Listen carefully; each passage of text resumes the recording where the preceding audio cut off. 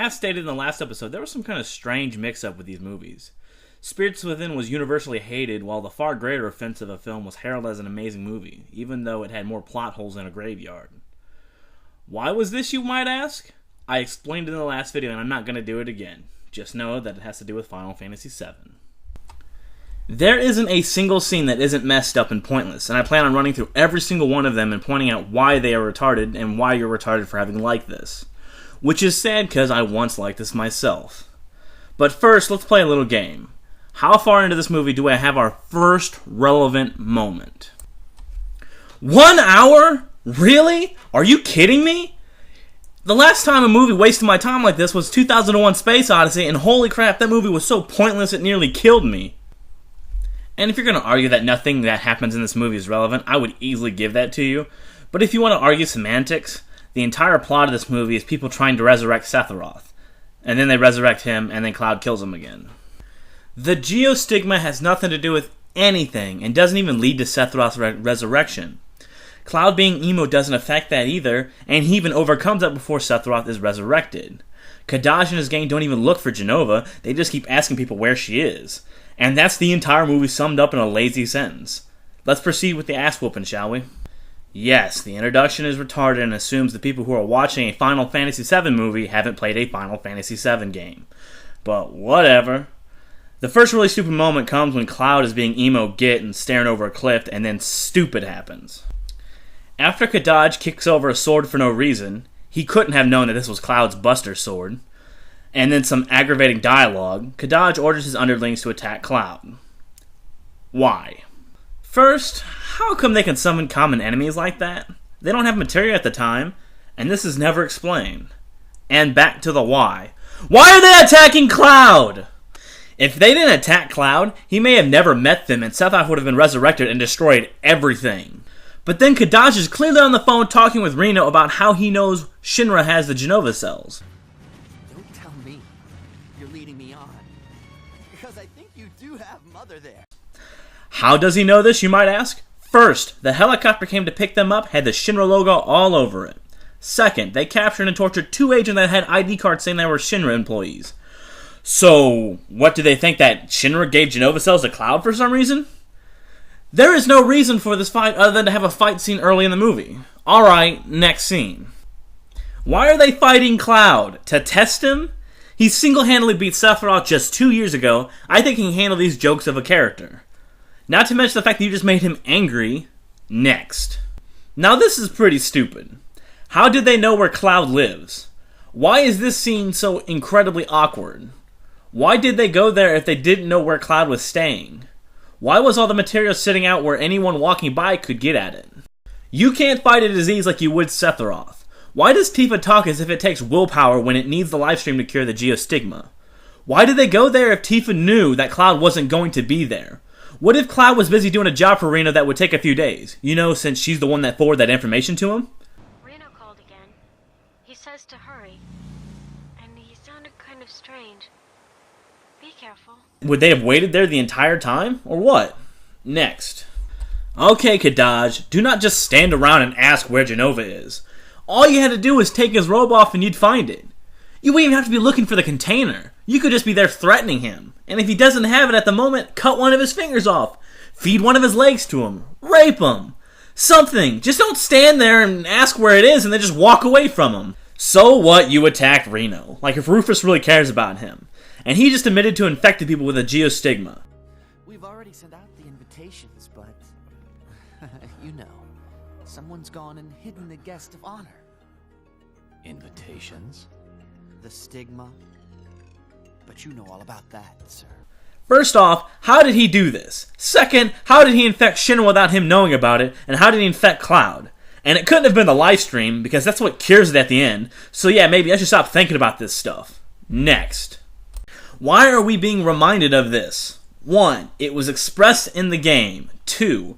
I thought there was another game based purely off this moment. 3. There was a Final Fantasy animation that told this story, and this scene is referencing that. Why is this in here for the 2 people who haven't seen any of the above examples? Next. Holy crap, the Tifa fight. This is so wrong in so many ways. How did he know where Cloud lives? Because maybe Tifa knew, though I thought he stayed there to get away from her. But this idiot shouldn't know about it. He is incredibly different from Cloud. How did she not notice that? Is this how these guys work? Walk into random places and ask where Mother's at? Rather than saying, tell us where the Genova cells are? Because bad guys can kill indiscriminately for no reason, and that's fine. But who's going to know what they're talking about? The attack that throws the retard to one side of the church endangers Milena's life. But let's just ignore the fact that maybe Tifa just kicked a big dude at her daughter, and pretend that she only kicked the big dude near her daughter, and that she was still separated by the pillar. 1. He is a bad guy who kidnaps children, so maybe he would grab her and end up using her as a hostage. 2. You are both really strong. So strong that you can and do break these massive pillars with some ease. So maybe either of you breaks the pillar that she's behind, and then she is crushed to death. Then his phone rings, and what sounds is the most insulting, most pandering fan service ever presented by anyone.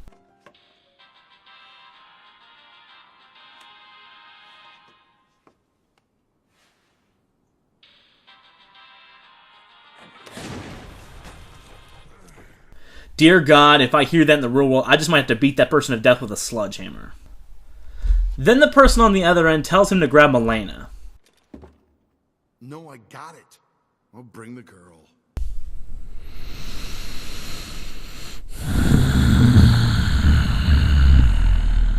Let us put everything we had into suspension of disbelief for a second and just pretend that they know where Cloud lives and that he happens to have some kind of orphanage there.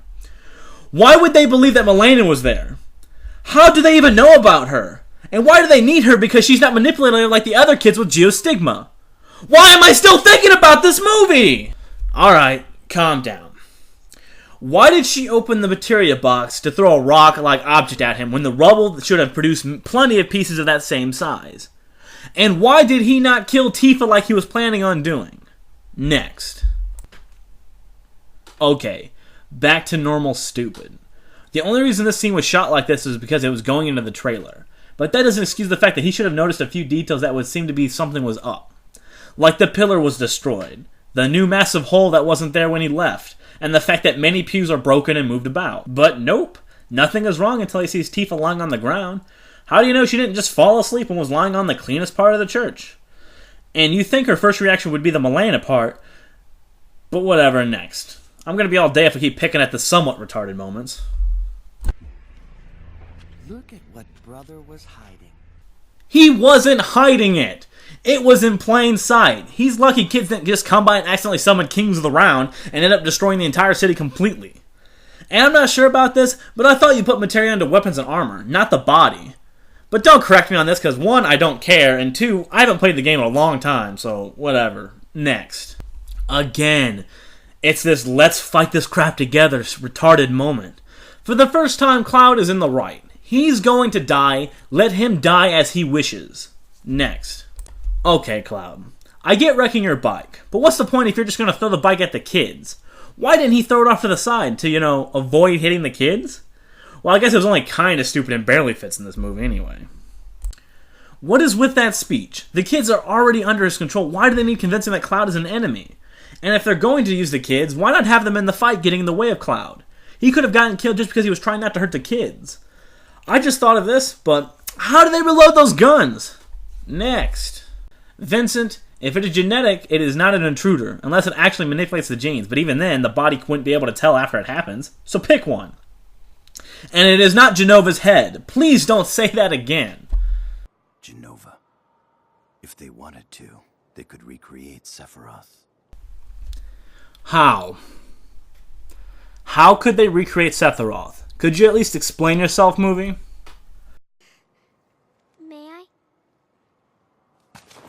You don't have a phone? No. And most likely neither should Cloud, but let's remember that Vincent is a really old vampire. Why would he have a phone? Okay. This part splinters off into many different areas of bad. First off, why won't Vincent take the girl with him? What is he going to do? Turn into Jason and chop her in half with a chainsaw? And little girl, he's dying, and he doesn't want his family to watch him suffer. That's why he's avoiding you. So please have some understanding. And lastly, all of those kids are still being held captive. Maybe you should go do something about that.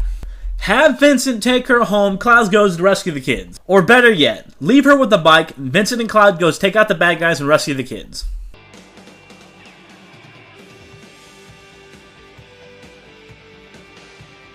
I have to talk to Rufus. Stop running!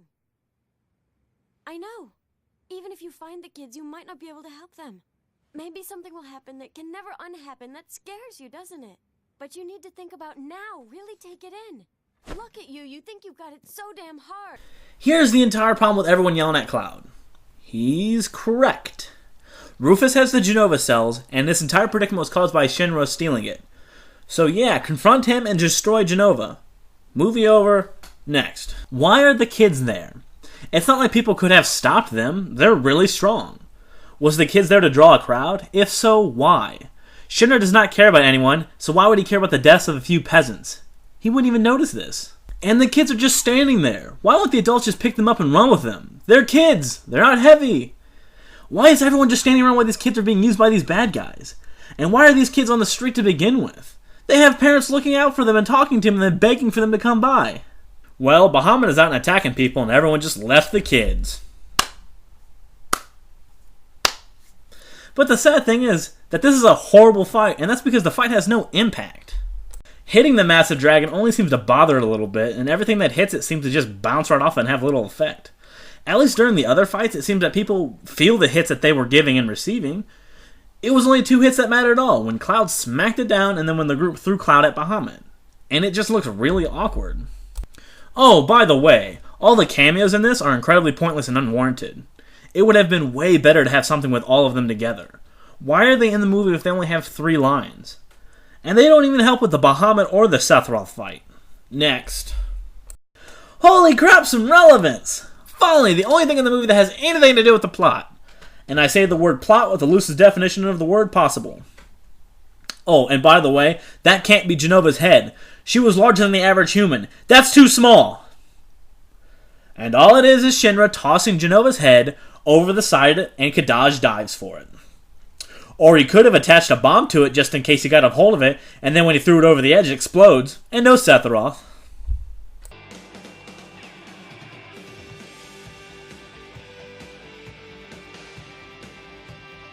Or, at the least, he could have shot the case at close range and destroyed it that way.